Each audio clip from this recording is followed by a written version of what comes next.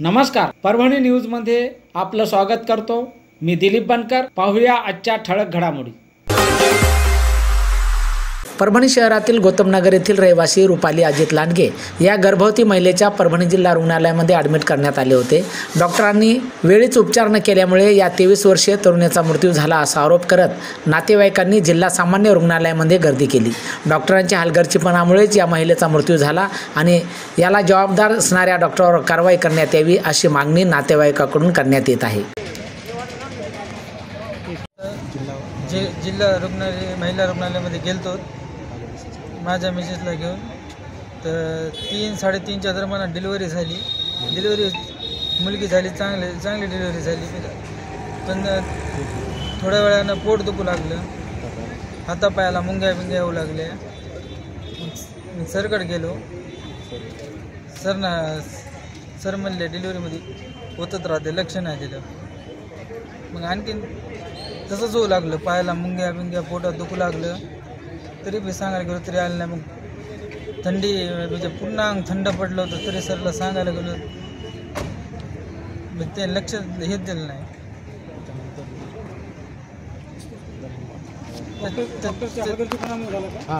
दम येऊ लागला, तरी आले होते तेव्हा BP तिचा कमी होता, रुपाली दिदीचा।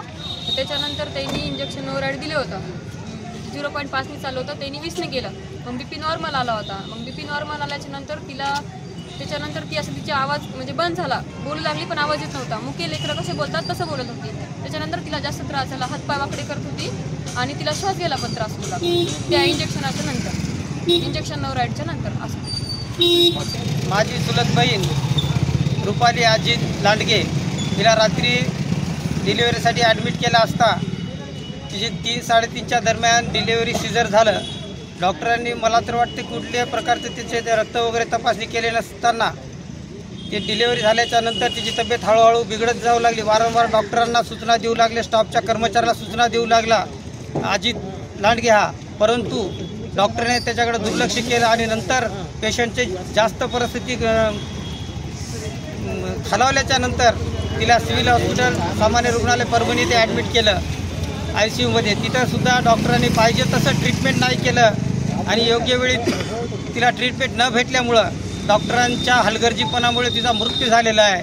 माननीय परभणी जिल्ह्याच्या पालकमंत्री मेघनाताई बोर्डीकर ह्या आरोग्यमंत्री आहेत, त्यांनासुद्धा मी आवाहन करतो की त्यांनी तात्काळ सिव्हिल हॉस्पिटलच्या या गलथान कारभारावर लक्ष द्यावं व संबंधित जे डॉक्टर आहेत ज्यांच्या दुर्लक्षपणामुळं आणि दुर्लक्ष केल्यामुळं पेशंट दगावलेला आहे त्यांच्यावर तात्काळ कायदेशीर कारवाई करावी अशी मी त्यांना विनंती करतो। अन्यथा परभणीचे तमाम बौद्ध समाज हा रस्त्यावर उतरल्याशिवाय राहणार नाही आणि आंदोलन केल्याशिवाय राहणार नाही।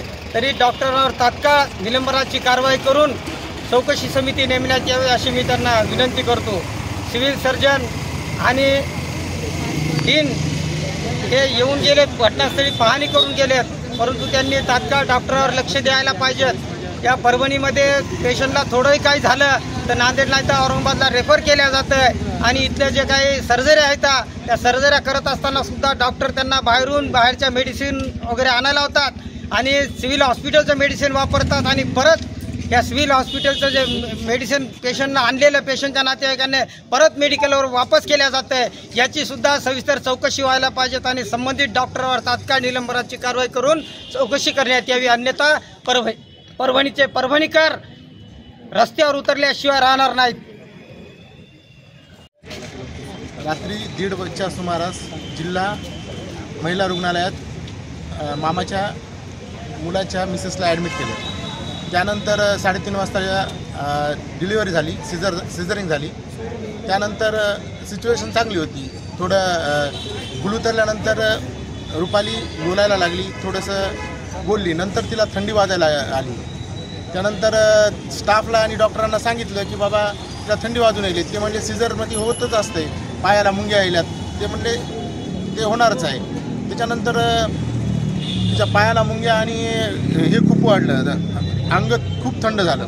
यांनी 7 ते 8 वेळेस डॉक्टरांना आणि स्टाफला सांगितलं की बाबा अंग खूप थंड झालं, तरी त्यांनी खूप दुर्लक्ष केलं. डॉक्टर आणि स्टाफच्या हलगर्जीपणामुळे एका मुलीचा अमानुषपणे बळी गेला. त्याच्यानंतर त्यांनी तिथून काहीच न सांगता प्लेटलेट्स वाढल्या हे कारण सांगितलं. ब्लड टेस्ट केलीच नाही आणि डॉक्टर सांगायला की याच्या प्लेटलेट्स 1.5 लाखावरून 27,000वर आल्या. निव्वळ म्हणजे अशी उडवाउडीची उत्तरे डॉक्टर देऊ लागली. त्याच्यानंतर त्यांनी काहीच न सांगता म्हणजे महिला रुग्णालयातून इकडं शिफ्ट केलं जिल्हा रुग्णालयात. त्यानंतर BP हाय झाला. BP हाय झाल्यानंतर एक इंजेक्शन ज्याचा पॉवर काय 15 हे असते तर ते 20 पॉईंटपर्यंत केला.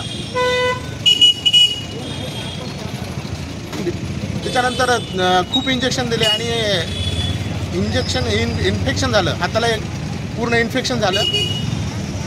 नंतर तिची दातखिळी बसण्यात आली आणि डॉक्टरने तिला वेंटीवर चढवतो आम्ही असं म्हणून सांगितलं आम्हाला.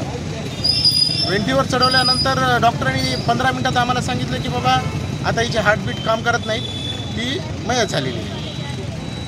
ह्याच्यामध्ये पूर्ण डॉक्टर आणि स्टाफ ह्याचाच पूर्ण दोष आहे.